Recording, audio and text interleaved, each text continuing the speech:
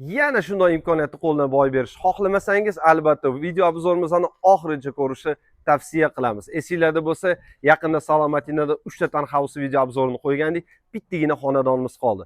Bu xonadon ham shunaqa do'stlar uchun, ulfatlar uchun, qarindoshlar uchun tayyorlangan 3 ta xonadonimiz yonma-yon joylashgan. Ikki yon tomonda townhouse, o'rtada esa kottej. Birinchisi 1 sotuv, ikkinchisi 2.6 sotuvlik kottejimiz. Bu townhouse 0.7 sotuvdan iborat. Lokatsiya esa Salomatina mahallasi, Yakkasaroy tumani.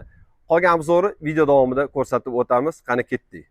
Bizlar townhouse ikkinchi qavatida joylashganmiz. Ayrim sabablarga ko'ra ichidagi obzorni ko'rsata olmaymiz, chunki remont to'liq tugatilmagan, lekin yaqin kunlarda xudo xohlasa tugaydi.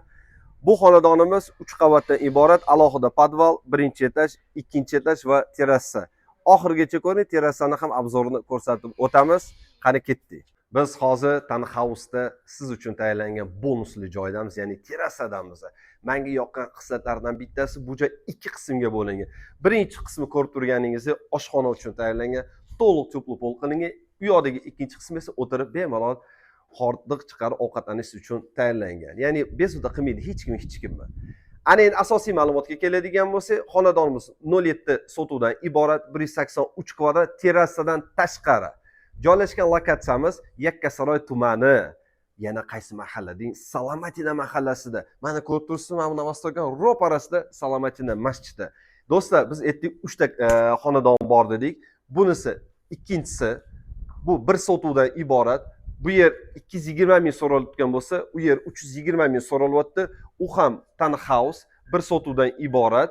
Ayrim sabablarga ko'ra ko'rsata olmaymiz. Deyarli uy tayyor. Bu esa ko'rib turgan joy esa kottej. O'zini zilon zona, ya'ni hovlili joyi bilan. U 2.6 sotuvdan iborat.